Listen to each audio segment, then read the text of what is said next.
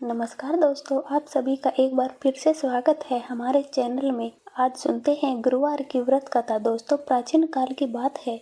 किसी राज्य में एक बहुत बड़ा प्रतापी और दानवीर राजा राज करता था। वह प्रत्येक गुरुवार को व्रत रखता और भूखे और गरीबों को दान देकर पुण्य प्राप्त करता। लेकिन यह बात उसकी रानी को अच्छी नहीं लगती थी। वह ना तो दान देती और ना ही व्रत करती और राजा को भी ऐसा करने से मना करती थी। एक बार राजा शिकार खेलने के लिए वन में चले गए। महल में रानी और दासी थी। उसी समय बृहस्पति देव साधु का रूप धारण करके राजा के दरबार पर भिक्षा मांगने आए। साधु ने जब रानी से भिक्षा मांगी तो रानी ने कहा कि हे साधु महाराज, इस दान पुण्य से मैं तंग आ गई हूँ। आप कोई ऐसा उपाय बताइए जिससे कि सारा धन नष्ट हो जाए और मैं आराम से रह सकूं। साधु के रूप में बृहस्पति देव ने कहा, हे देवी, तुम तो बहुत ही विचित्र हो। संतान और धन से कभी कोई दुखी होता है? अगर अधिक धन है तो इसे शुभ कार्यों में लगाओ। कुंवारी कन्याओं का विवाह करवाओ। विद्यालय और बाग बगीचे का निर्माण कराओ। ऐसा करने से तुम्हारे दोनों लोग सुधर जाएंगे। परंतु साधु की इन बातों से रानी खुश नहीं हुई। उसने कहा, मुझे ऐसे धन की आवश्यकता ही नहीं है जिसे मैं दान दूंगी और जिसे संभालने में मेरा सब कुछ नष्ट हो जाए। तभी साधु ने कहा, यदि तुम्हारी ऐसी इच्छा है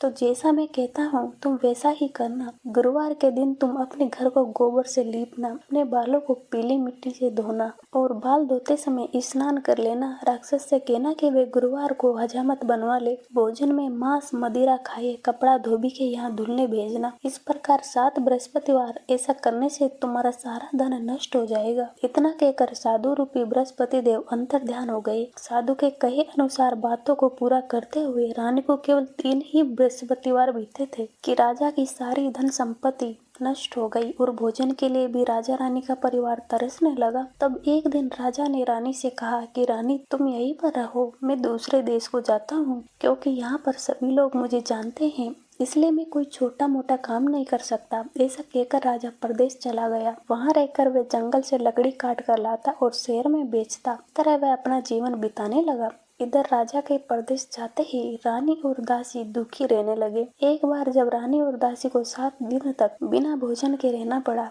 तो रानी ने अपनी दासी से कहा, हे दासी, पास के नगर में मेरी बहन रहती है। वह बहुत धनवान है, तो उसके पास जा और कुछ ले आ ताकि थोड़ा बहुत गुजारा हो जाए। दासी रानी के बहन के पास चली गई। उस दिन गुरुवार का दिन था और रानी की बहन उस समय बृहस्पतिवार के व्रत की कथा सुन रही थी। दासी ने रानी की बहन को अपनी रानी का संदेश दिया, लेकिन रानी की बड़ी बहन ने उसे कोई उत्तर नहीं दिया। जब दासी को रानी की बहन से कोई उत्तर नहीं मिला तो वह बहुत दुखी हुई और उसे बहुत क्रोध आया। दासी ने महल वापस आकर रानी को सारी बात बता दी। यह सुनकर रानी ने अपने भाग्य को बहुत कोसा, लेकिन उधर रानी की बहन ने सोचा कि मेरी बहन की दासी आई थी, परंतु मैंने उसे कुछ नहीं बोला और ये जानकर वह बहुत दुखी हुई होगी। रानी की बहन ने कथा सुनी और पूजन समाप्त करके वह अपनी बहन के घर आई और उससे कहा, बहन, मैं बृहस्पतिवार का व्रत कर रही थी। तुम्हारी दासी मेरे घर आई थी, परंतु जब तक कथा होती है तब तक न तो उठते हैं और न ही बोलते हैं, इसलिए मैं कुछ नहीं बोली। अब तुम बताओ,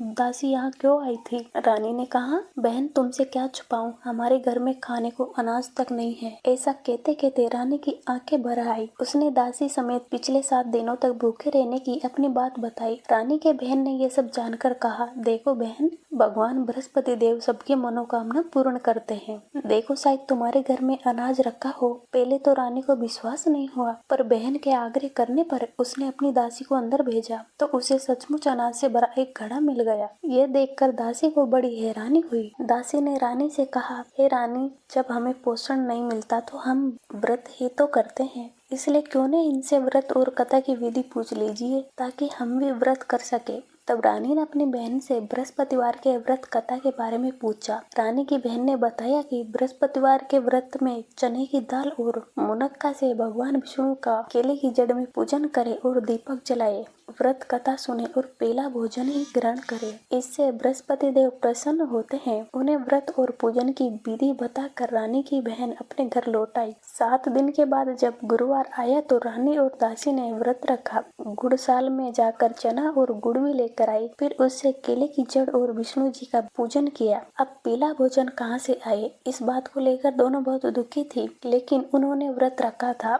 इसलिए बृहस्पति देव उनसे प्रसन्न थे। इसलिए वे एक साधारण व्यक्ति का रूप धारण कर 2 थालों में सुंदर पीला भोजन दासी को दे गए। भोजन पाकर दासी बहुत प्रसन्न हुई और फिर रानी के साथ मिलकर उसने पीला भोजन ग्रहण किया। उसके बाद वे सभी गुरुवार का व्रत और पूजन करने लगी। बृहस्पतिवार भगवान की कृपा से उनके पास फिर से धन संपत्ति आ गई, परंतु रानी फिर से पहले की तरह आलस करने लगी। तब दासी ने कहा, देखो रानी, तुम पहले भी इस प्रकार आलस किया करती थी। तुम्हें धन रखने में भी कष्ट होता था, इस कारण सभी धन नष्ट हो गया। और अब जब भगवान बृहस्पति की कृपा से हमें धन फिर से मिला है, तो तुम फिर से आलस क्यों करती हो? रानी को समझाते हुए दासी ने कहा, बड़ी मुसीबतों के बाद हमने इस तरह पाया है, इसलिए हमें दान पुण्य करना चाहिए, भूखे मनुष्यों को भोजन कराना चाहिए और धन को शुभ कार्यों में खर्च करना चाहिए, जिससे तुम्हारे कल का यश बढ़ेगा, स्वर्ग की प्राप्ति होगी और तुम्हारे पितृ भी प्रसन्न होंगे। दासी की ये बात मानकर रानी अपना धन शुभ कार्यों में खर्च करने लगी, जिससे